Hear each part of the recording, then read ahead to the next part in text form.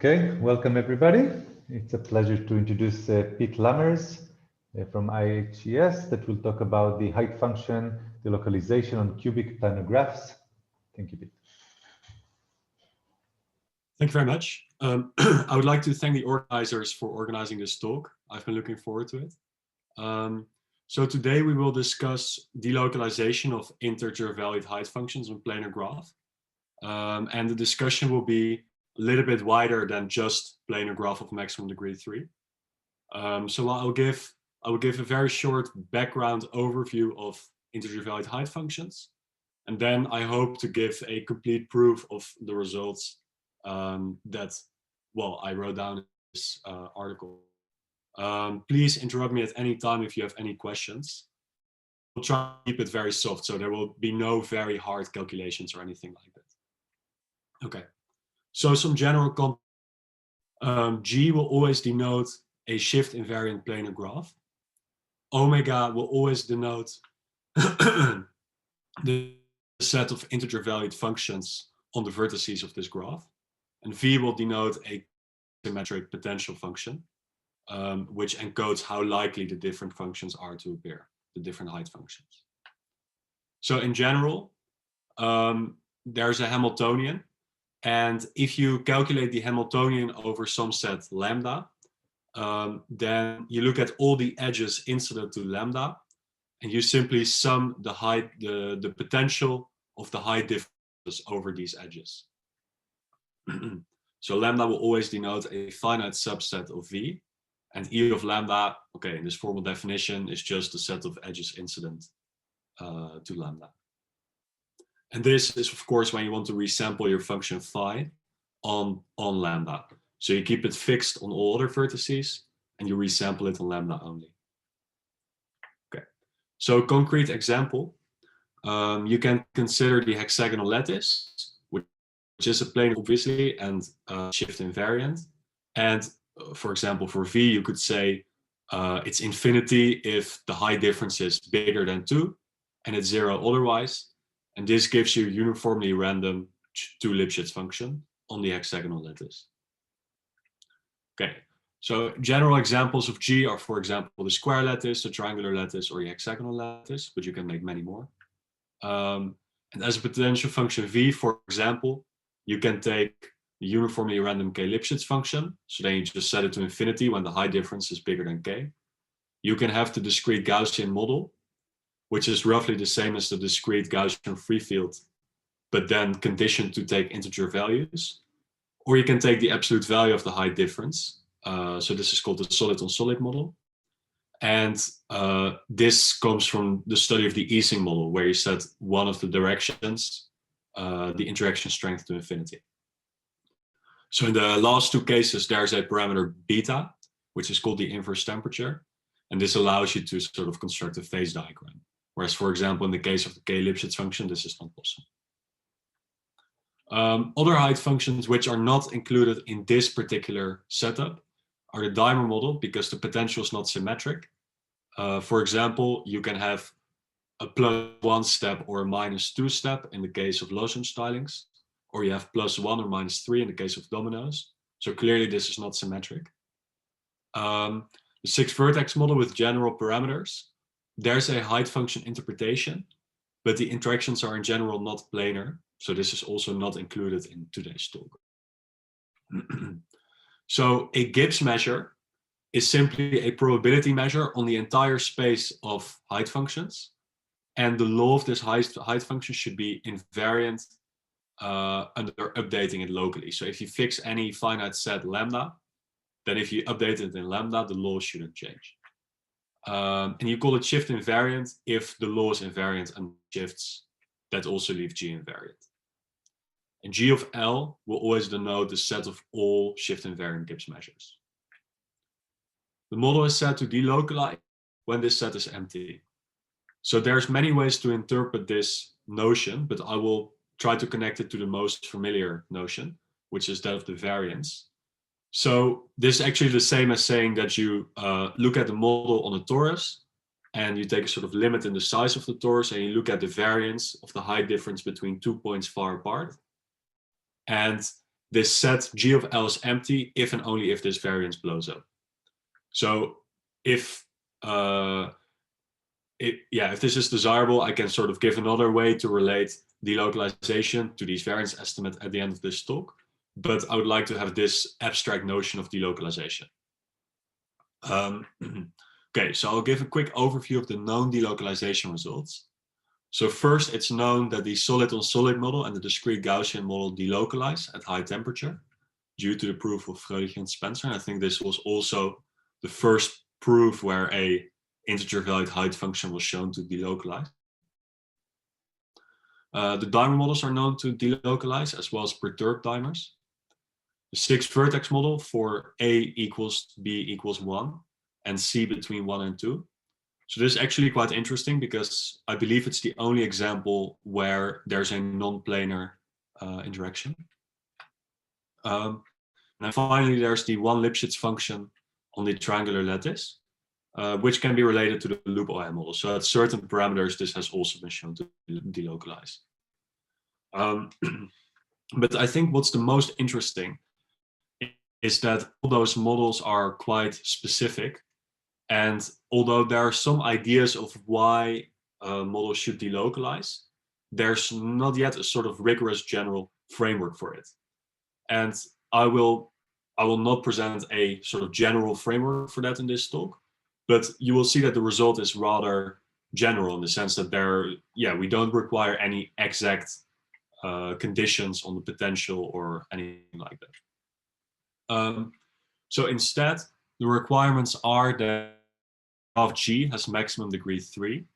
So obviously the prime example of that is the hexalattice.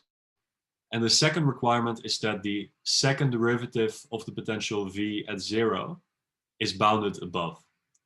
So that means that if you start with any convex symmetric potential function V, if you multiply it by a sufficiently small constant beta, then it falls into this class. So in particular, for example, the discrete Gaussian and the IHES model also fall into this framework. But second of all, of course, the whole argument will run by contradiction. And in this process, we will derive some general properties of localized measures in the set GL. So in some sense, I hope that people are able to use these properties to derive localization in other settings. Okay. And as I mentioned before, so the uniformly random K-Lipschitz function and the discrete Gaussian and the solid-on-solid model, they're all included in this analysis. Okay, so the general strategy will always be as follows. We assume that GL is not empty, so there is some shift invariant Gibbs measure. And I also assume it to be ergodic without loss of generality. Then we first quote a big result of Sheffield's PhD thesis, namely that mu must also be extremal whenever it's ergodic, and this will be very important. We shall relate, so we fix some root vertex R. Okay, it doesn't matter which vertex it is, but we shall relate the expected height of this vertex directly to some percolation events. Then we quote a result which says there cannot be side percolation phase coexistence on planar graphs. So this tells you that if you have a random set of vertices in a shift invariant planar graph, it's impossible that this set and percolate under certain conditions. And actually, this is rather natural because if there would be unique primal cluster and unique complementary cluster, then these clusters would sort of have to, okay, they cannot cross because the graph is planar. So they would have to sort of both have a tree-like structure and live together in that way, which is exactly what is ruled out. Okay, from these things we conclude actually that the expected height must be an integer. And once we will also have some other consequences. And then finally, we use the assumption on G and V to demonstrate that actually the expected height cannot be an integer. So we assume that the expected height is 0 without loss of generality because you can just shift the measure. But then we show that the expected height is actually at least 1/2. And stress that only the final step uses the assumptions on G and V. So by that I mean steps 1 to 5 are still valid if G is any shift invariant planar graph and V any convex symmetric potential. Okay, so let's first quote this general result on extremality. R is always the fixed root vertex and mu will always denote the measure of interest. So first, okay, this is well known within the height functions community, but if lambda is a finite set and you fix boundary conditions outside of lambda, then convexity of V implies that the law is actually monotone, satisfies the FKG lattice condition, and makes the probability mass function of a single height log concave. So log concavity of the height at a fixed vertex will be very important. Okay, so Sheffield's result says that if G is planar and V is convex, then any ergodic Gibbs measure is also extremal. And why is this important?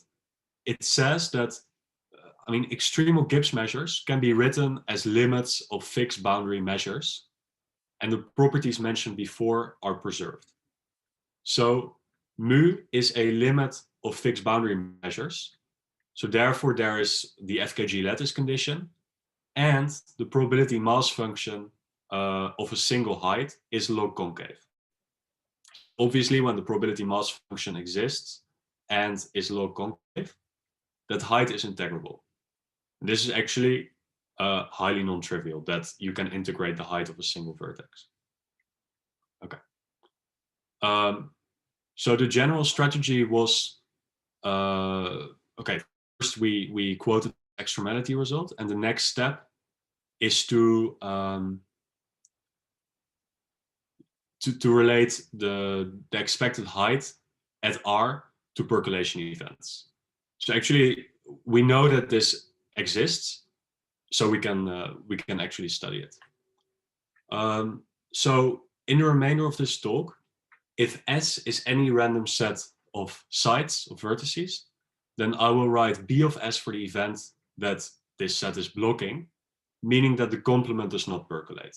So for example, if you have critical side percolation in the hexagonal, in the triangular lattice, then both the set and its complement percolate. Okay, so the first lemma is that we fix some integer a, and we look at the set of vertices at least a. So the claim is now that if this set is blocking, then the height expectation of any vertex is at least a. Okay, so without loss of generality, we set a to 0. And in this case, so the claim is that if the blue vertices are blocking, right, so the white vertices don't percolate, then the height expectation is at least a. So why is this true? Well, the proof is actually very simple. You want to get boundary conditions which are at least a. So you start exploring the heights of the vertices from very far away, and you sort of explore the neighbors of every vertex which has height below a. Well, you know that this exploration process will terminate before you explore the height of R with high likelihood. And after that, you have boundary conditions of at least a. Well, at that stage, you can use the symmetry of V, right? So there's perfect flip symmetry around the point A, and the monotonicity to say that each unexplored vertex has expectation at least a. Okay? So in this figure, you see that the explored vertices are those which you can reach by wide path, or those vertices adjacent to it. And because the blue vertices are blocking, these paths are not going to be very long. Okay, maybe this picture is particularly bad, but at least you see what's going on. Okay.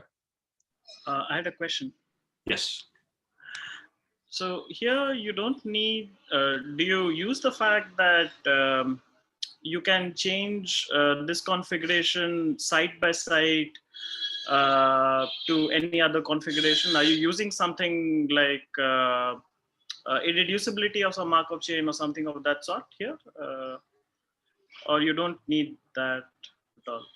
No, the vertices, okay, I sampled the vertices within the red line, but all the vertices within this red circuit are still unexplored. So that means that you can sort of, you explored from the outside. You didn't explore everything within the red circuit, but you see that every vertex right outside the red circuit is at least 0. Okay? So that means that because you have non-negative boundary conditions, the symmetry and monotonicity tells you that every vertex inside has expected height at least 0.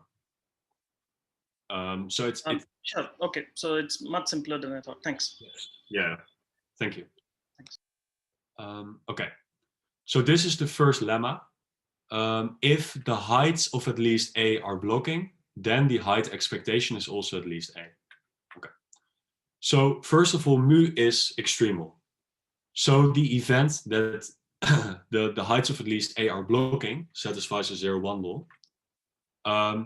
If phi larger than A blocks, but phi smaller than A minus 1 also blocks, then the expected height is at least A, but also at least A minus 1.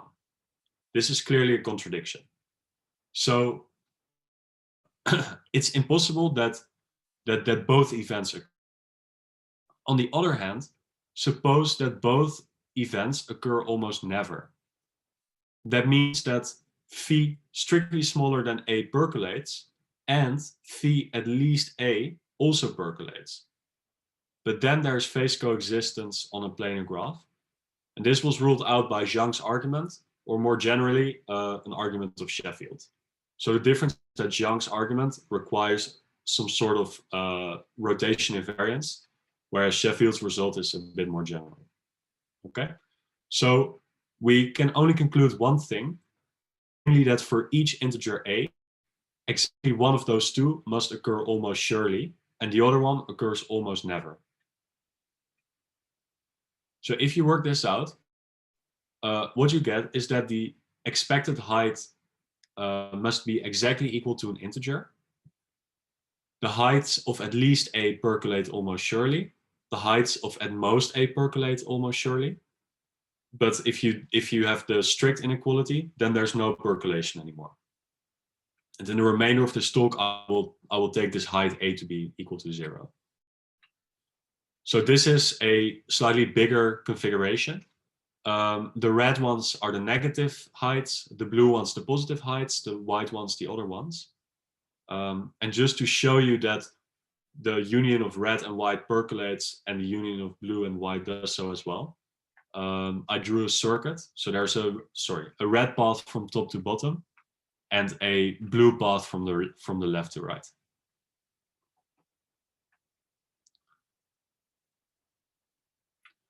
Okay, so I will now give a brief overview of these intermediate results. We assumed that G was an invariant planar graph and V any convex symmetric potential. We chose some arbitrary root vertex R. And if we show that if G of L is not A, then it must contain some measure mu, such that it's extremal and satisfies the FKG lattice condition. Expected height of R is 0, and for that matter, the expected height of any vertex.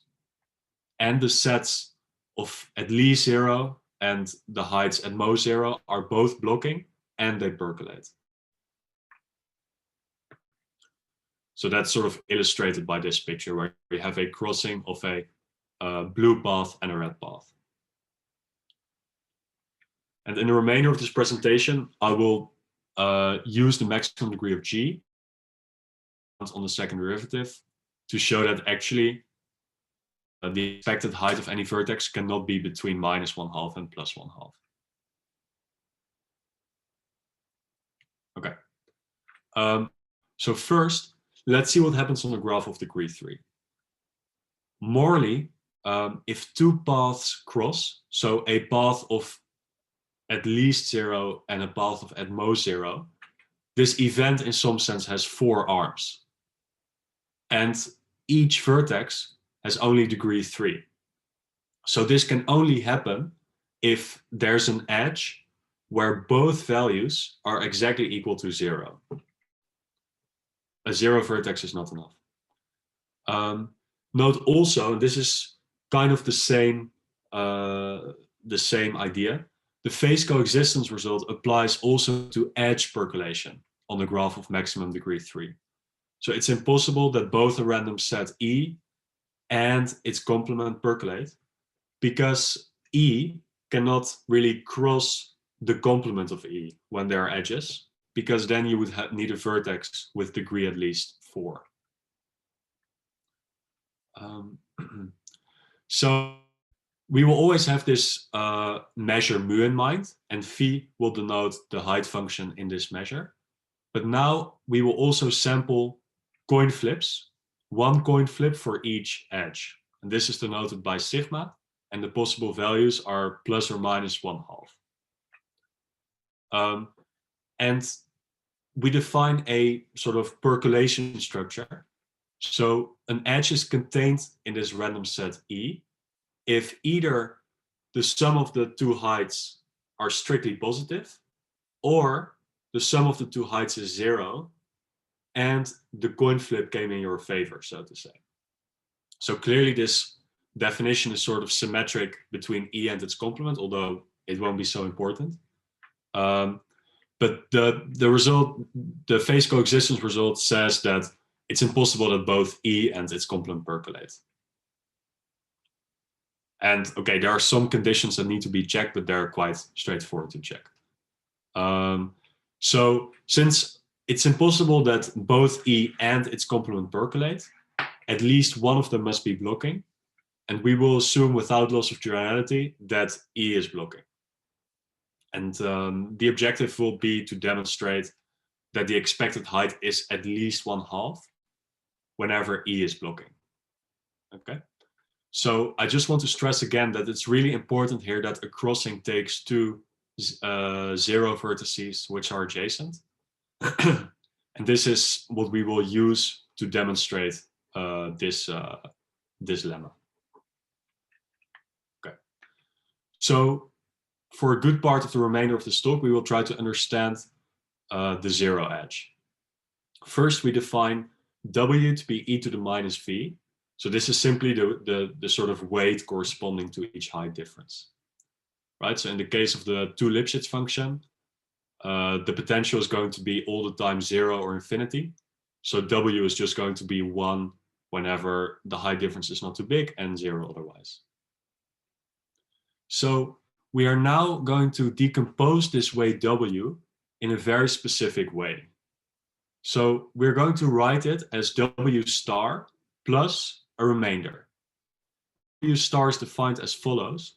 So first, W star at 0 is going to be exactly equal to W. And W star of plus minus 1 is going to be exactly half of the weight at 0. Okay? So this is a very specific choice. And note that W star and the remainder part are non-negative, exactly because of this condition on the second derivative. So this is also the only place where the condition on the second derivative comes in.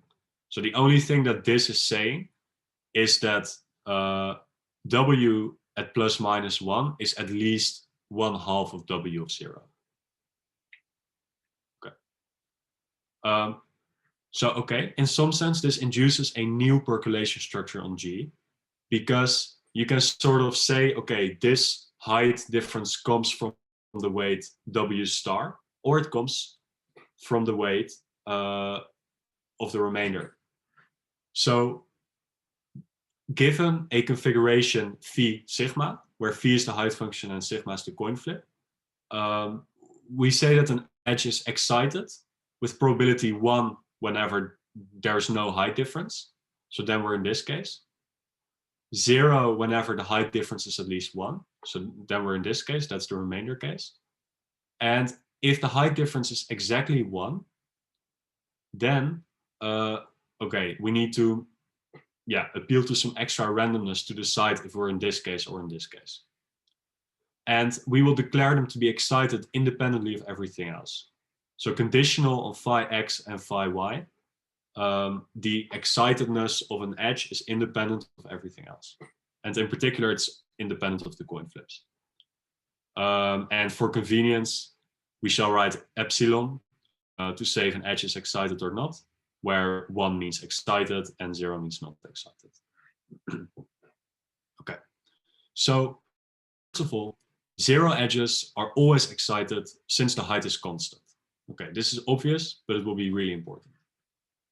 Second, if you condition an edge to be excited, then the weight of the height difference will behave exactly like this. But this distribution is exactly the distribution of the sum of 2 independent fair coin flips with value 1/2.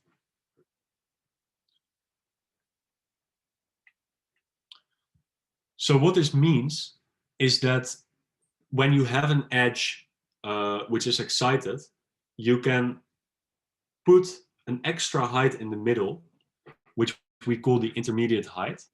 And this intermediate height must have height difference exactly 1/2 with both endpoints of the edge. And note that if we put uniform weights on the allowed values of this triple, then the marginal weight on the 2 endpoints is exactly as desired. So conditional, we can also condition on an edge being excited and on the value of the 2 endpoints.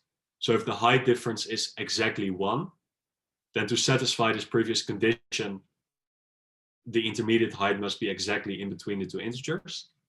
And if the 2 heights are the same, then you're allowed to go up and down or down and up. So I will later denote this like this. If there's a height difference, then you must be in the middle. And if the value is positive, I will put a plus. And if you're a constant, then you can have both options, which will be noted like this. And now comes something really interesting. If xy is excited, then we can sort of deterministically couple phi with sigma. So if the 2 heights are different, then okay, the intermediate height is already deterministic in the heights of the 2 endpoints. But if the height is constant, then this has the law of a coin flip. So we can couple it with sigma, right? If the 2 endpoints have height 0, then we can just define the intermediate height to be equal to sigma. Okay. So the goal is to find a exploration process which employs this new structure. And for that, I want to go back to the previous lemma. So we proved that if the heights of at least 0 are blocking, then the expectation height is at least 0. And we did that. We wanted to discover non-negative boundary conditions. And we did that by revealing neighbors of negative heights. So I just want to go back to the definition of E for a second, because this exploration process is going to be slightly more involved. But we defined the set E. So an edge was an E if the sum of the 2 heights is positive or 0, but the coin flip came in your favor. And we asserted that this set is blocking almost surely. So the final lemma will be that if the set E is blocking, then the expected height is at least 1/2. So the objective will be to find boundary conditions of at least 1/2. And in this exploration, we'll couple the intermediate heights with sigma. So obviously sigma appeared in the definition of E, so it's useful to also use it in this exploration. So I will first formally define this exploration process, but in the next slide, I will also give an example with sort of how it works in with a nice figure. So first we explored all the heights of all the vertices far away from R. Then we select an explored site X in the boundary, which has height smaller than 1/2, right? So the height is at most 0, because in this case, we're still working with an integer.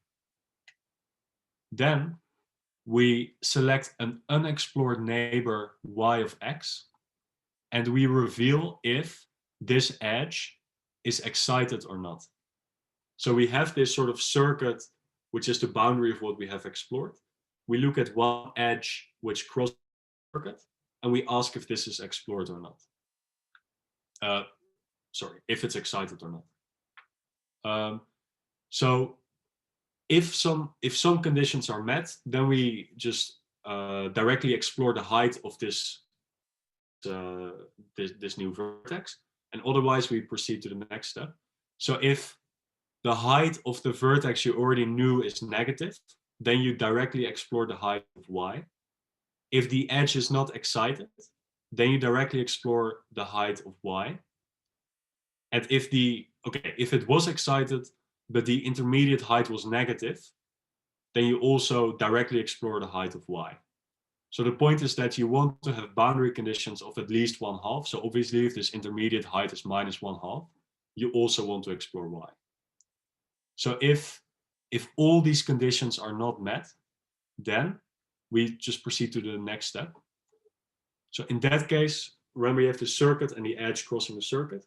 So if we're in this final step, then it means that xy is excited, the height of the original vertex was 0, and the intermediate height of this excited edge was 1/2. So in that case, we do not reveal the height of y, we do not consider this edge again, and we return to step 2. So I will now show to you what this means in practice. So this is the same sample that I showed before, but now with the new exploration process. So a plus in this case means that an intermediate height was, so an edge was shown to be excited, the intermediate height was, and the intermediate height was plus 1/2. If you have a minus, then the edge was excited, but the intermediate height was minus 1/2. And this cross just means we revealed the state was actually excited. Actually, it's when an edge is not excited, you explore the other endpoint because the way it sort of behaves very badly. So suppose, for example, exploration from here. So suppose we want to explore this height. Then first we ask if this edge is excited. Well, with the knowledge we have, namely that the edge is constant, it must be excited. So we reveal the coin flip of sigma, which was not in our favor. So there was a minus coin flip, which means we have to explore this height. Again, it's a 0. So when we explore this height, we ask if the edge is excited. It turns out to be excited. The coin flip did not come in our favor, so we have to explore this height as well. We will consider this vertex. So in this case, first we asked if this edge was excited. It turned out to be excited. And we don't know if it was the coin flip or that it had to be a plus. But the intermediate height turned out to be exactly plus 1/2. So in this case, we choose not to explore this height.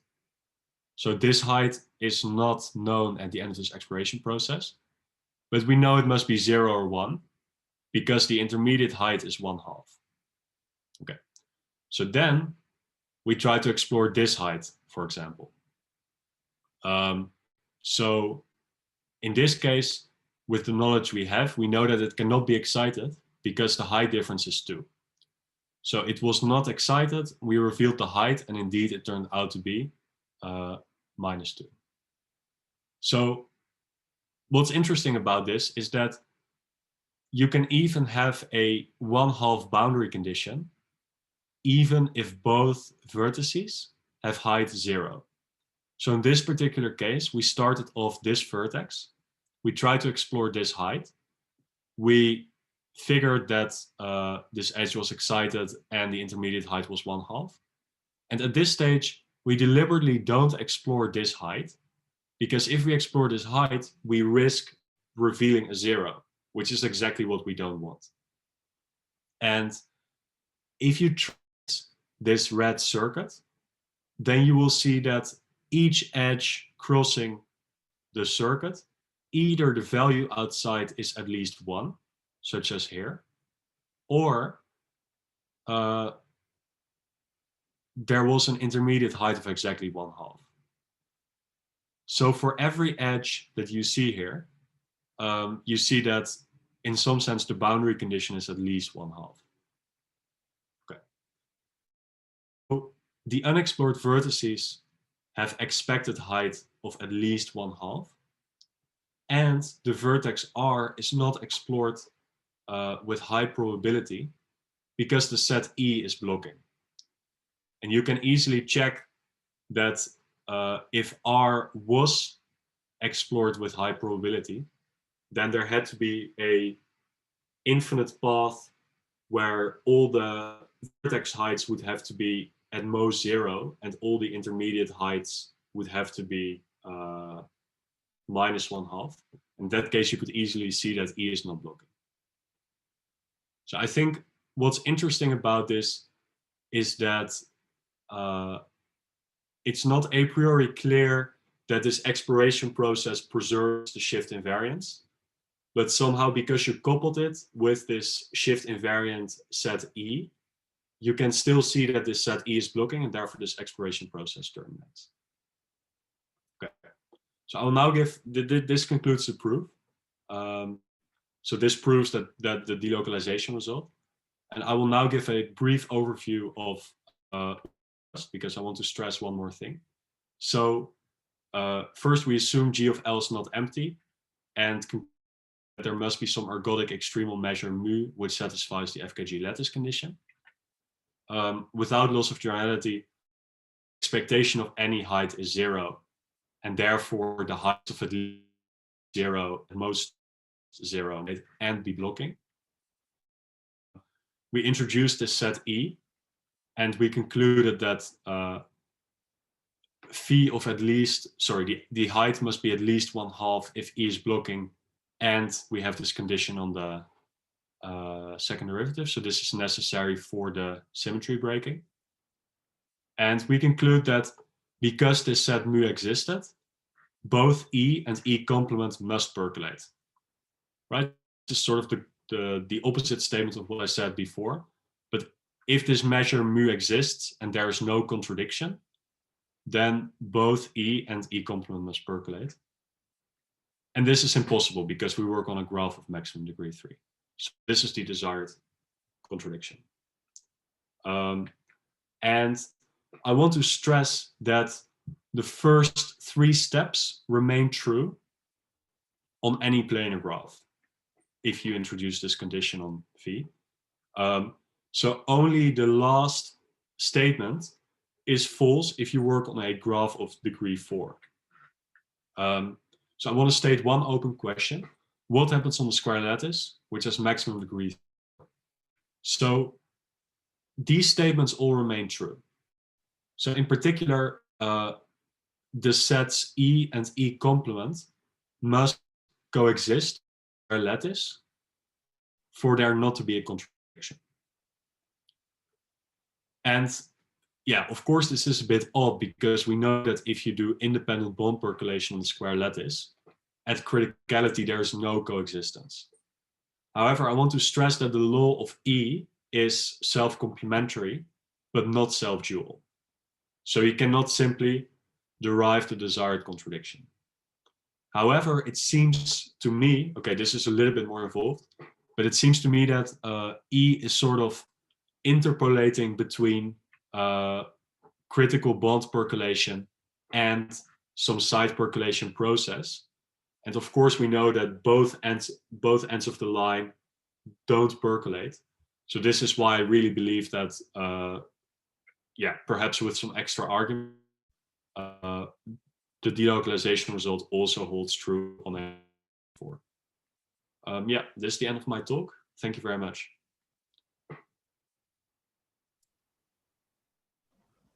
Let's thank the speaker. Any questions?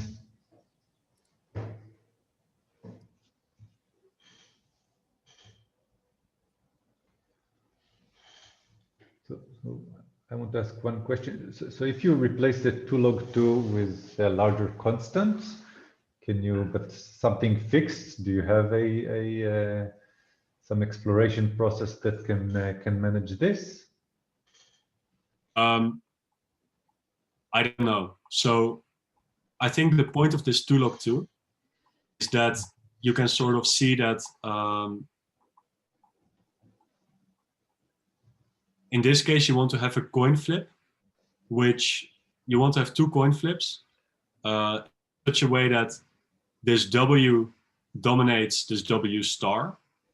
But when there's a 0 edge, you're certain that you're going to be in the W star case. Whenever there's a 0 edge in this case, you want to be certain that it's excited. And I mean, we know that there's localization when, for example, you take the discrete Gaussian. If beta is going to be very large, then it should be localized. Can't you get something which is still finite range, just finite range dependence, but you need to explore a few more neighbors? If the to get a similar picture, just you need a larger radius of exploration around each point, something like this.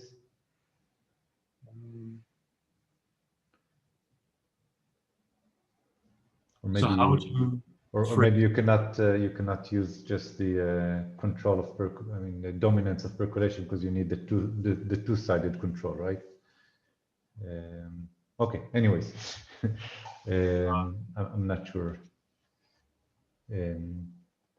So I mean, the problem would be that at least with this way of symmetry breaking, you would not be able to break every edge.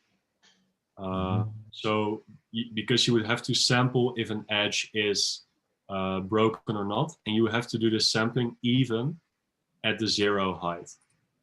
So in that case, some of the 0 edges are not going to be broken. And okay, perhaps you could still do it with some kind of quantitative argument. But all the arguments in this procedure are really soft. So obviously, we simply quote this phase coexistence result and use it directly, rather than saying, okay, we have some extra quantitative information on this process, which helps us as well. Yes. Okay, thanks. Are there any other questions? Hi, Piet. Thanks for the talk.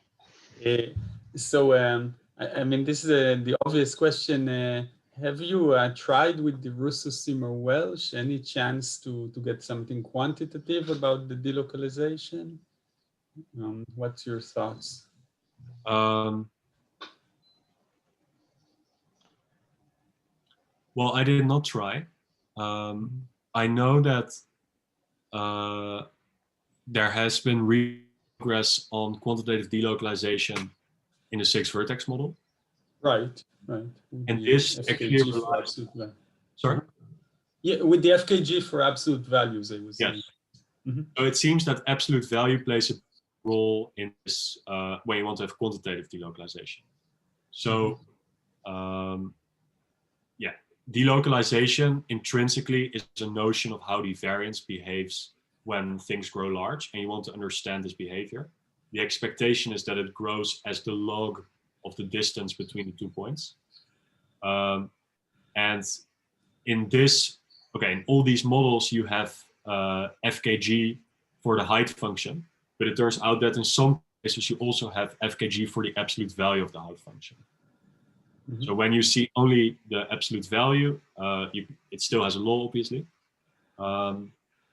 And so in a more recent work, Sebastian Ott and myself were able to prove that in the case of the SOS model and the discrete Gaussian, there's also FKG for the absolute value. However, the problem is that the current proofs really rely on the Lipschitz property. So for the 6-vertex model, the height function is 1 Lipschitz.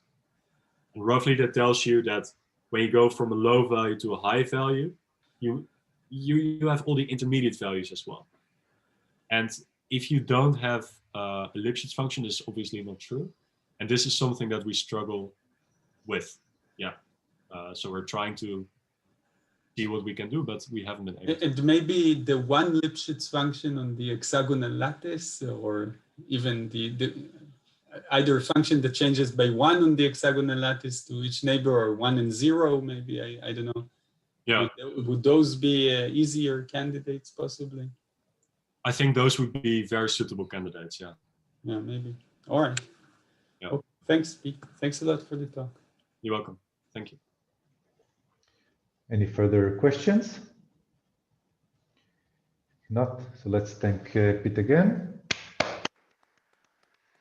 And we reconvene at 11 for a non-stock. Thank you very much. Thank you.